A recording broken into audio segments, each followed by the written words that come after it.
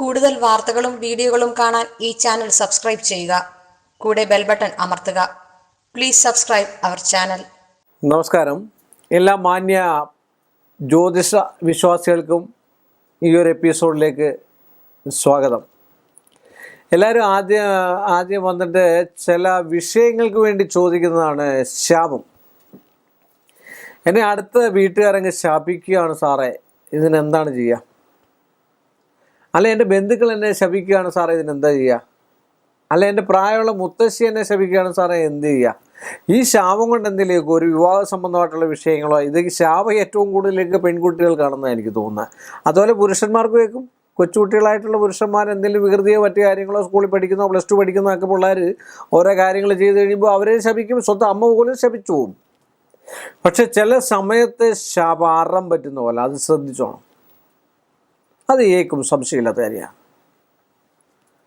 നീ ഒന്ന് പോയേ ഒന്ന് കണ്ടേ എന്നും പറയുന്ന ആൾക്കാർ, മണ്ണ് കൂട്ടി ശപിക്കുന്ന ആൾക്കാരുണ്ട്. പക്ഷേ അവർക്ക് തിരിച്ചടിക്കും കേട്ടോ. അങ്ങനെ ശപിക്കുന്ന ഏതൊരു വ്യക്തി ഒരാളെ നിന്നിച്ച് ശപിച്ചിട്ടുണ്ടെങ്കിൽ, കാക്കയ്ക്ക് തൻ കുഞ്ഞ് പൊൻകുഞ്ഞാണെന്ന് പറഞ്ഞാൽ സ്വന്തം അമ്മയാണെങ്കിലും അച്ഛനാണെങ്കിൽ പോലും അത് തിരിഞ്ഞു കിട്ടുമെന്നുള്ളതിൽ സംശയമില്ലാത്ത കാര്യമാണ്. അത് ഉറപ്പാണ്. അത് അനുഭവമാണ്. അനുഭവമല്ല, കണ്ടുപോകുന്നതായിട്ടുള്ള നഗ്ന സത്യങ്ങളാണ്. അപ്പോൾ അങ്ങനെയുള്ള ശാപം ഒരാൾക്ക് കിട്ടുവാണെങ്കിൽ, നിങ്ങൾക്ക് ആർക്കെങ്കിലും ഒരാൾക്ക് കിട്ടുകയാണെങ്കിൽ ആരെങ്കിലും പ്രാകുവോ, പ്രാഗെന്നല്ല ശാപം എന്നാണ് പറയുന്നത്. ഗാന്ധാരി പോലും ശപിച്ചിട്ട് കൃഷ്ണനേറ്റതാണ്.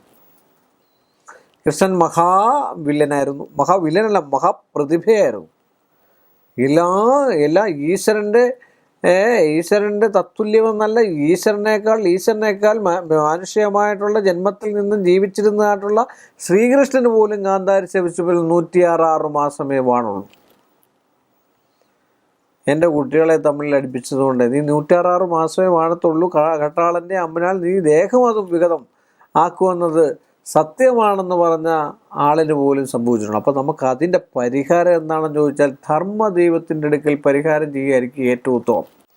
അച്ഛനോ അമ്മയോ ആണ് ശപിച്ചതെങ്കിലോ ഇനി അയൽവക്കാർ ശപിച്ചതെങ്കിലോ ഒക്കെ നമ്മുടെ കുടുംബക്ഷേത്രത്തിൽ ദേവിയാണെങ്കിൽ അവിടെ പിടിപ്പണം ചുവന്ന പട്ടിൽ പൊതിഞ്ഞ് ഒരു വെറ്റയും പാക്കും നാണയമെടുത്ത് അതിൽ വെച്ച് 21 വലം വെച്ച്, അതുകൊണ്ട് ഇതുവരെ ഈ പ്രായത്തിനോടെ ഞാനും എന്തെങ്കിലും തെറ്റ് ചെയ്തിട്ടുണ്ടെങ്കിൽ അതൊക്കെ മാറി എന്നിലെ, എൻ്റെ കുടുംബത്തിലെ, എൻ്റെ ഭൂമിയിലേക്ക് ദോഷം മാറി ഈ ശാപം മാറ്റി മറ്റുള്ളവർക്കും ഒരു ദോഷം വരാതെ എനിക്കിത് ഏക്കാതെ എനിക്ക് നന്മയുണ്ടാക്കി തരണേന്ന് പ്രാർത്ഥിച്ചുകൊണ്ട് നടക്കി വയ്ക്കുകയും അമ്മയ്ക്ക് പുഷ്പാഞ്ജലി, മുഴുക്കാപ്പ്, അന്നദാനം, കടുംപായസം ഇതൊക്കെ നടത്തിക്കൊണ്ട് കഴിഞ്ഞാൽ ആ ശാപം മാറി കിട്ടാനുള്ളതേ ഉള്ളൂ.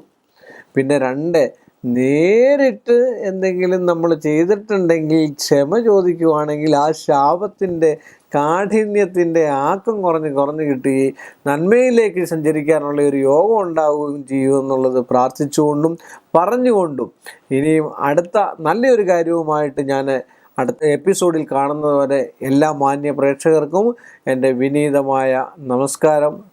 നന്ദി. കൂടുതൽ വാർത്തകളും വീഡിയോകളും കാണാൻ ഈ ചാനൽ സബ്സ്ക്രൈബ് ചെയ്യുക. കൂടെ ബെൽ ബട്ടൺ അമർത്തുക.